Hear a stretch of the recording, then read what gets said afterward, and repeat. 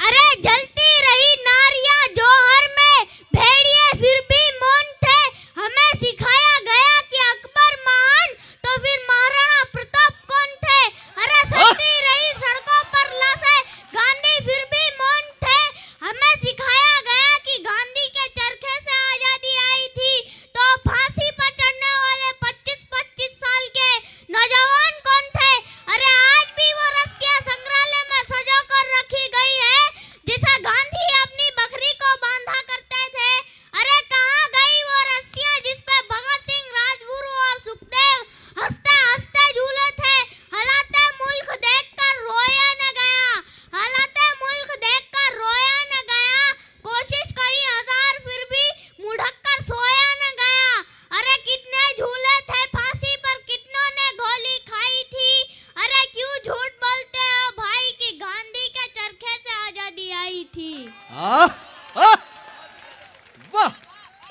एक बार इस बच्चे के लिए, मेरे कहने की वजह से नहीं, इस बच्चे की कविता पाठ की वजह से एक बार इसके लिए दोनों हाथ हवा में उठाइए, आशीर्वाद दीजिए कि सुथार समाज के पास में ऐसे होनहार बच्चे हैं। इसलिए भविष्य में जब कभी कवि सम्मेलन करो तो बाहर के लोगों को मत बुलाया करो। सुथार समाज के पास में इतने अच्छे प्यारे बच्चे, जोरदार तालियां बजाइए इसके लिए। वाह! आज बेटा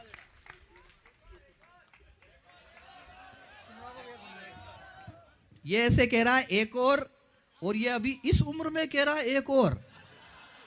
ताली बजाओ इसके लिए। छोटी सुना ना बेटा, हैं? हाँ? हमें भी अपना माल बेचना है।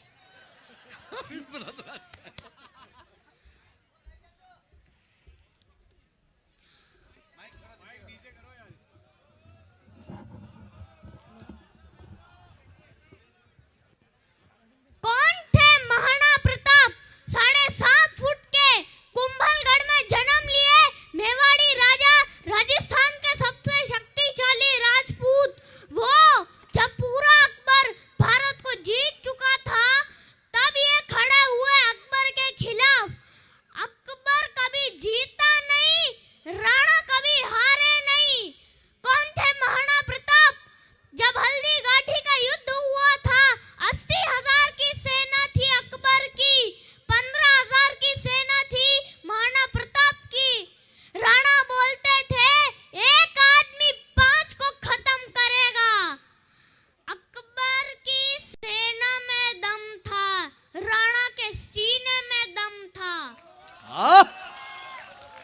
हेलो। 9 मई 1540 को इनका जन्म कुंभलगढ़ में हुआ था। पिता उदय सिंह, माँ जयवंता बाई न केवल इनकी माँ थी बल्कि इनकी पहली गुरु भी थी। बचपन से इनमें लीडरशिप क्वालिटी इतनी ज्यादा थी कि ये खेल खेल में बच्चों के लीडर बन जाते थे, उनकी टीम बना लेते थे, उनके रोल उनके गोल डिसाइड कर देते थे। और उसी समय अस्त्र शस्त्र, आर्मी की पूरी मिलिट्री आर्मी की पूरी ट्रेनिंग ले ली इन्होंने।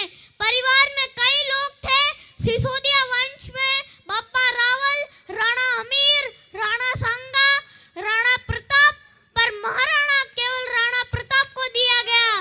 देखिए राणा उदय सिंह की दूसरी पत्नियां भी थी, उनमें से एक थी महारानी धीयर बाई, जो कि चाहती थी कि उनका पुत्र जगमाल वो राजा बन जाए मेवाड़ का, और बाकी पत्नियां चाहती थी कि उनके बच्चे राजा बन जाए। ये था परिवार में टूट फूट। अकबर स्मार्ट था, वो जानता था बड़ा आसान तरीका है, इन्हीं राजपूतों को आपस में लड़वा दो, कुछ को अपने साथ ले लो, बाकी को खत्म करना आसान हो जाएगा।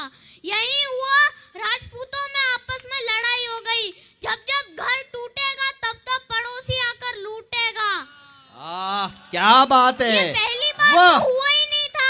326 बीसी के अंदर जब सिकंदर भारत आया था, तो महाराजा अम्बी ने पुरुष को धोखा देके उनसे संधि कर ली, पुरुष हार गए। जिंदाबाद।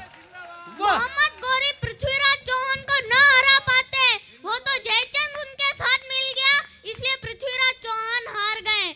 और इसी तरह मुगल भी महाराणा प्रताप को न हरा पाते।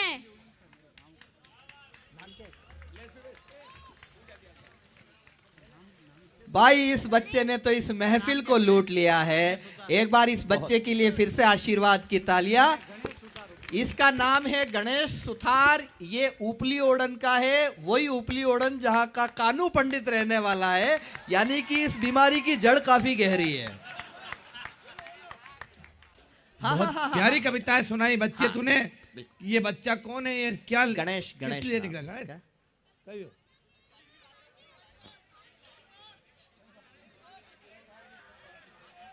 हाँ हाँ, पूरी कर दो, पूरी कर दो, पूरी कर लो। आजा आजा बेटा, पापा बच्चे कह की रहे हैं। कविता आधी अधूरी है। अगर आप सुनना चाहते हो पूरी तो एक बार ढंग से फिर से तालियां बजाओ और मैं फिर से माइक नीचे करूंगा। पापा कह रहे हैं आधी अधूरी बात नहीं करते, पूरी कविता सुनाते हैं। ये तो आधी थे, अब पूरी सुनेंगे आप। और अगर पूरी सुनते हैं तो इसके कानों तक आपकी तालियां भी पहुंचनी चाहिए। महाराणा प्रताप शरीर से इतने ताकतवर थे, 7.5 फुट की उनकी हाइट, 70 किलो का उनका कवच, 10-10 किलो के जूते, 10-10 किलो की तलवार, 80 किलो का भाला। बेलोल खान को कैसे काट डाला? कौन था बेलोल खान? ये था अकबर का सबसे शक्तिशाली सेनापति, जो कि आया था हल्दी घाटी के युद्ध में एक तलवार की काट से। इन्होंने बेलोल खान समेत उनके घोड़े को 2 हिस्सों में चीर डाला। जो हमारा मेवाड़ है वो गंगा मार्ग के व्यापार मार्ग को पश्चिमी तट के साथ जोड़ता था। अगर वेस्टर्न हेमिट से कुछ भी ट्रांसपोर्ट करना हो, कुछ भी एक्सपोर्ट करना हो, टिलिटरी से कोई सपोर्ट लेना हो बाहर से भारत के, तो अकबर को मेवाड़ पार करना पड़ता था। मेवाड़ ऐसी किरकिरी बन गया और ये मेवाड़ को जीत नहीं पा रहे, क्योंकि वहाँ पूरा भारत तो मान जाता था और ये महाराणा प्रताप आकर के खड़े थे। एक्चुअली अकबर बहुत बड़ा था और महाराणा प्रताप सेना के मामले में बहुत छोटे थे। पर महाराणा प्रताप का वैराग्य जबरदस्त था। हल्दी घाटी का युद्ध 1576 में इतनी छोटी सेना होने के बावजूद भी महाराणा प्रताप इस युद्ध को कैसे लड़े? वो 15,000, वो थे 80,000। महाराणा प्रताप जो थे उनको आराधना की जो रेंज थी पहाड़ियों की और घाटियों की, इसकी इनको पूरी जानकारी थी। कीका ये वही पैदा हुए, वही घूमे। छापामार युद्ध, द्विकंटक नीति, सैनिकों को बोले पहाड़ियों में ऊपर से और घाटियों के नीचे से बुरी तरह कवर करो। और इन्होंने आदिवासियों को जोड़ना शुरू करा। कुछ दिन के लिए महाराणा प्रताप इधर उधर निकल करके फिर दोबारा नई सेना बनाकर फिर खड़े हो जाते थे। देखिए, ना तो ये महाराणा प्रताप को मार पाए, ना ही उनको पकड़ पाए। महाराणा प्रताप हर बार बाउंस बैक करते थे। महाराणा प्रताप के पास एक चेतक नाम का घोड़ा था, जिसका नाम हम सब जानते हैं। जो चेतक घोड़ा था ये सबसे उनका शक्तिशाली घोड़ा था और उन्हीं दौरान हाथी की सूंड के आगे तलवारें लगी हुई होती थी। जब ये छलांग मार के अपने राजा के साथ जा रहे थे तो उस तलवार से एक पांव कट गया चेतक का। और युद्ध के दौरान जब महाराणा प्रताप अकेले फंसे थे ना, तो यही वो चेतक था जो इनको भगा के एक कटी टांग से 28 फीट गहरा नाला टाट के चला गया। अपने राजा को पहले उसने बचाया और उस छलांग के कारण प्राण त्याग दिए अपने। और केवल चेतक ही नहीं, महाराणा प्रताप के पास एक हाथी भी था जिसका नाम था राम प्रसाद। राम प्रसाद की अहम भूमिका थी भाई, बच्चे को याद है सब। युद्ध में इस रेग राम प्रसाद हाथी ने कम से कम 8 हाथी अकबर के खत्म कर दिए और कई घोड़े मार दिए। राम प्रसाद के आगे जो तलवार लगी थी वो बड़ी खूंखार थी। अकबर का पूरा फोकस था कि राम प्रसाद को मैं किसी तरह अपने साथ ले जाऊं। उसने 12 हाथियों का चक्रव्यूह बनाया, जो पूरा पाठ याद कर रखा है। का राम प्रसाद हाथी था और उसे कंट्रोल करा महावतों की मदद से और किसी तरह बंदी बनाकर ले गए। ऐसे 5 पाठ और याद है इसको। इस राम प्रसाद हाथी का बाद में अकबर ने नाम बदल के पीर रख दिया। और इस पीर हाथी को 28 दिन तक अकबर बोलते रहे, सब कुछ सब कुछ पिलाओ। राम प्रसाद ने सब खाना बंद कर दिया, अन्न जल का त्याग कर दिया। क्या बोला था अकबर? अकबर बोला, जिस महाराणा प्रताप के हाथी ने मेरे आगे सर नहीं झुकाया, उस महाराणा प्रताप को मैं सर कैसे झुका दूंगा। 1580 में अकबर ने फिर ट्राई किया। इस बार अपने सबसे शक्तिशाली सूबेदार जो अब्दुल रहीम खान खाना था, उसको बोला कि तुम किसी तरह मेवाड़ जीत कर मुझे ला लो, मुंह मांगा इनाम दूंगा अगर महाराणा प्रताप को पकड़ लाए। इधर कुंवर अमर सिंह जो कि सेनापति थे महाराणा प्रताप के, उन्होंने अब्दुल रहीम खान खाना को कंफ्यूज करने के लिए शेरगढ़ के पास एक अटैक किया। जैसे ही अब्दुल रहीम खान खाना का ध्यान भटका, उधर कुंवर अमर सिंह उनकी बेगम सहित उनके बहू बच्चों को ले आया, उनकी बेटी सबको बंदी बनाकर ले आया।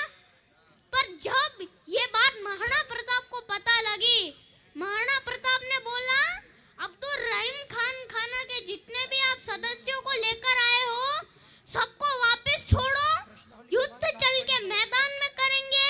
औरतों की इज्जत, औरतों को नहीं, औरतों की इज्जत पूरी इज्जत से वापस करेंगे। कल के पीरियड में, बाकी आगे कल के पीरियड में महाराणा प्रताप जो थे ना, इतने महान राजा थे कि आज भी हम सब जानते हैं कि स्त्रियों का कितना सम्मान करा करते थे। बहुत बढ़िया, बहुत बढ़िया। एक बार जोरदार तालियां बच्चे के लिए बजा दीजिए। हाँ बेटा, बहुत अच्छे है ना, गुड गुड, वेरी गुड।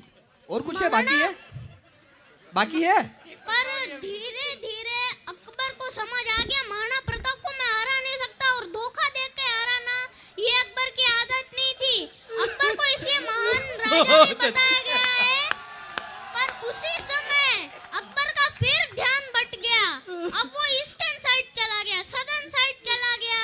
उसने मेवाड़ को छोड़ दिया और महाराणा प्रताप ने फिर मेवाड़ पे अपना कब्जा कर लिया। कुछ दिन अब तक ठीक भी थे।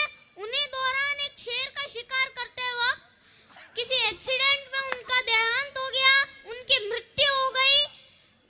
ये बात जब अकबर को पता लगी, अकबर एक ऐसा राजा था, अपने शत्रु प्रताप की मृत्यु पे बहुत रोया और अपनी किताबों में लिखा कि महाराणा प्रताप एक ऐसे वीर योद्धा थे जिन्होंने अपने गौरव को कभी समाप्त नीचे झुकने नहीं दिया। और मुझे एक बात का दुख रहेगा, मैं जीवन भर महाराणा प्रताप को कभी हरा नहीं सका।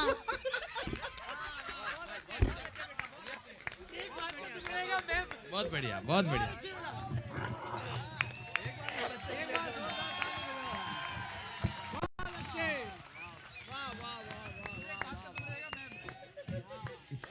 ये बालक हिस्ट्री पढ़ के आया, राजवीर सिंह जी चलगोई को पूरा रट के आया है। बहुत ही शानदार। हेलो, जिसको सुनकर वैरी कांपे साज बजाने निकला है, अमर शौर्य की अमर कहानी आज सुनाने निकला है। हल्दी घाटी ने जो गाया आजादी का राग सुनो, ये इस पूरे भारत को मेवाड़ बनाने निकला है। वाह। पिता की आंख में आंसू आ गए अपने बच्चे को बोलते हुए। सच में बहुत बहुत बधाई आपका होनहार बेटा। इसी प्रकार से देखिए, कवि सम्मेलन तो हो चुका और कहते हैं कि बच्चे में, छोटे बालकों में ईश्वर रहता है। वो यहाँ नहीं आया, किसी परमपिता परमेश्वर ने उसे इस मंच को भेजा। मैं ये घोषणा करता हूँ कि मैं फरवरी में एक बाल कवि सम्मेलन अखिल भारतीय उदयपुर में कर रहा हूँ। अगर आपकी इजाज़त हो तो मैं इस बच्चे को उस मंच पे कविता पाठ के लिए बुलाना चाहता हूँ। और दूसरा मेरा मन है, मैं इस बच्चे के पिता को एक बार मंच पे बुलाना चाहता हूँ। बच्चे के पिता को एक बार आइए। एक पिता का सबसे बड़ा सपना क्या होता है कि उसकी संतान उसके सामने उसके यश कीर्ति वैभव को आगे बढ़ाए। मैंने एक पिता की आंखों में जो आंसू देखे तो मुझे लगा कि ये पिता है। हिमालय पिघलता है तो कब पिघलता है? जब कोई किरण उसके ऊपर उतरती है। भाग्य ने आपको ऐसा बालक दिया है। मैं चाहूँगा कि हम सब कवि लोग इस पूरे मंच की तरफ से और पूरे इस सुथार समाज के, इस मेवाड़ा सुथार समाज के कवि सम्मेलन के मंच के कवि जो हैं वो इसलिए इनका सम्मान कर रहे हैं कि आज हम यहाँ अपनी कविताएं सुनाने आए थे, किंतु हमें मालूम नहीं था कि सुथार समाज की ऐसी छोटी छोटी प्रतिभाओं के अंदर कितना टैलेंट भरा हुआ है। एक बार जोरदार तालियां बजाइए।